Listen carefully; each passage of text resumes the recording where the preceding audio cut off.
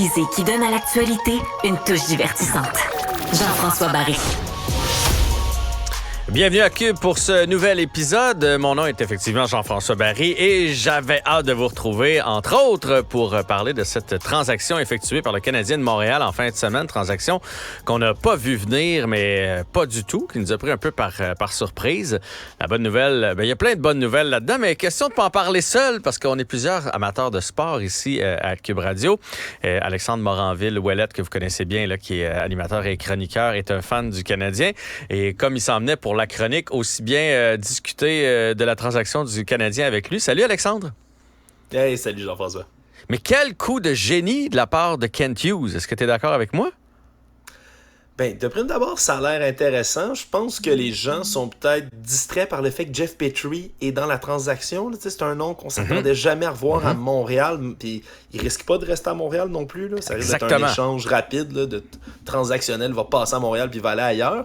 Je pense qu'on a comme trop focusé sur Petrie. Puis effectivement, on regarde pas autant tout ce qu'il y a dans cet échange-là. Jean-François, tu peux peut-être le résumer aussi. Là, parce que le Canadien est venu se mêler comme d'un gros échange. Il est le troisième joueur là-dedans. Dans le fond, les Penguins de Pittsburgh voulaient acquérir Carlson de San Jose. Il y avait des problèmes de masse salariale, donc devaient enlever un joueur quelque part, un haut salarié, devaient l'envoyer à quelque part, et ce gros salarié, ça a été Jeff Petrie. Fait que dans le fond, le Canadien prend Jeff Petrie, prend aussi Casey DeSmith, qui est un gardien.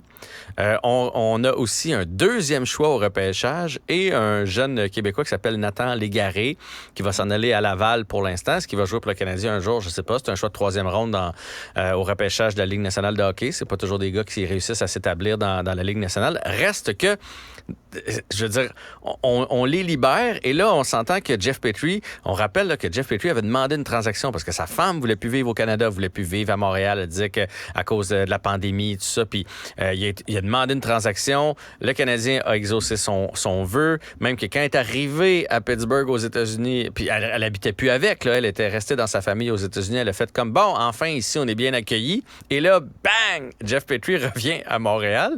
Fait que c'est sûr que le Canadien va l'échanger. Tu sais, je peux pas croire. De toute façon, on a trop de défenseurs. Je peux pas croire qu'il va rester ici. Et cela dit, Pittsburgh garde 25% en plus de ça du salaire de Jeff Petrie. Et on reçoit un gardien, mais on a déjà trop de gardiens. Ça veut dire qu'il y a un gardien qui va quitter. Fait que moi, c'est ce que je trouve brillant de la part de Kent Hughes. On réussit à envoyer Mike Hoffman. On voulait s'en débarrasser de Mike Hoffman. C'est une pomme pourrie, Mike Hoffman. Il travaille pas. Il va pas dans l'identité du Canadien. Il a un gros salaire. On réussit à le passer. Puis en plus de ça, on a un choix de deux, un jeune Québécois, et on a deux joueurs, Casey DeSmith et Jeff Petrie, qui vont probablement être échangés de nouveau. Donc, même si on a juste des choix, mettons qu'on a deux autres choix de deuxième ronde pour ces gars-là, imaginez, ça veut dire que pour Mike Hoffman, tu as trois choix de deux, puis en plus de ça, tu as un jeune Québécois et tu t'es débarrassé de Mike Hoffman. Moi, je trouve que il a enfiroppé tout le monde dans cette histoire-là, Kent Hughes. Il faut rappeler aussi qu'on s'est départagé de Rem Pitlick aussi, qui est parti avec dans cette transaction-là, mais encore une fois, c'était pas... Rem Pitlick, c'était un employé, c'était comme un petit couteau suisse. Là. On pouvait le mettre à gauche puis à droite, puis on en a plein de joueurs. Puis je pense que le fait qu'on l'a envoyé, c'est parce qu'il s'appelait Rem. De ce temps-là, ça va pas bien avec le Rem. Fait que tout ce qui touche Rem quitte. Puis, tu sais, quand tu y penses, là, okay, on avait Jeff Petrie qui demandait à être échangé. Donc, on n'avait pas le gros bout du bâton.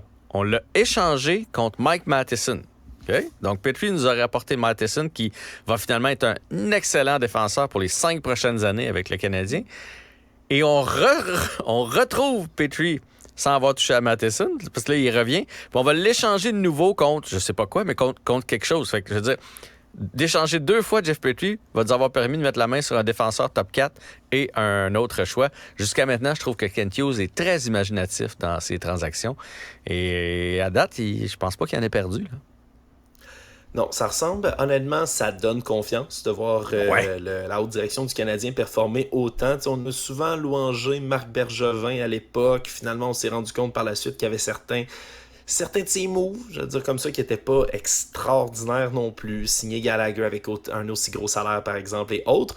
Mais tu sais, c'est en ce moment, l'équipe de direction du Canadien donne confiance. Ils sont arrivés à un moment où on a fait, bon... Regarde, on n'a pas assez proche. On s'est rendu en finale de la Coupe Stanley. Ça n'a pas passé. L'année d'après, c'était horrible. La suite, c'était horrible. Puis on a remplacé, on n'a pas traîné. On a limogé l'état-major. On a remplacé ça avec du sang neuf. Tu sais, Kent Hughes, Jeff Gorton aussi, on l'oublie souvent, qui est dans l'establishment aussi du Canadien. C'est sûr que c'est des décisions communes, ça c'est sûr. Oui, qui travaille fort lui aussi.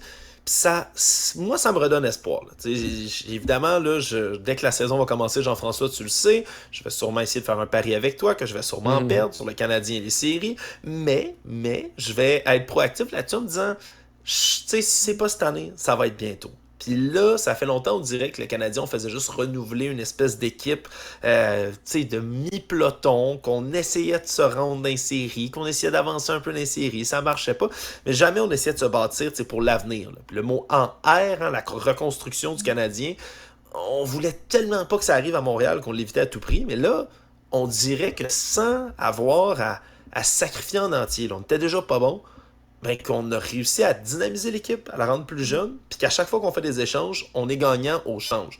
Fait que moi, je suis optimiste. Là. Honnêtement, notre brigade défensive est jeune, elle va être très bonne dans quelques années.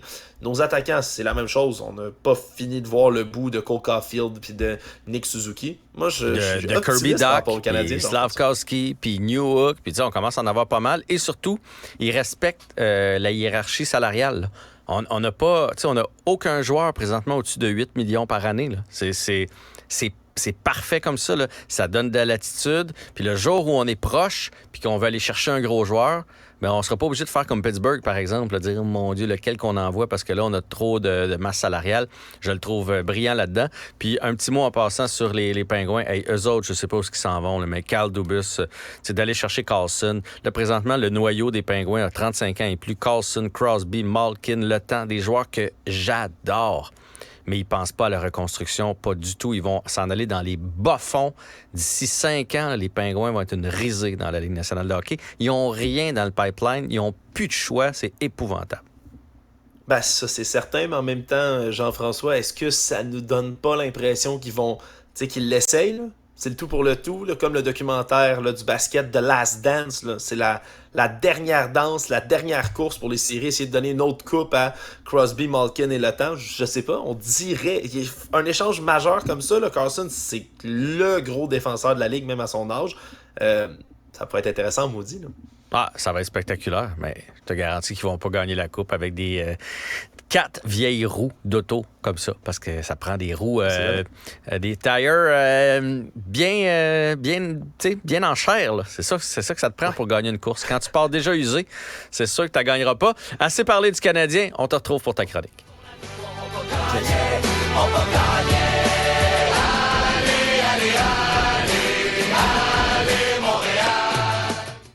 Émotionnel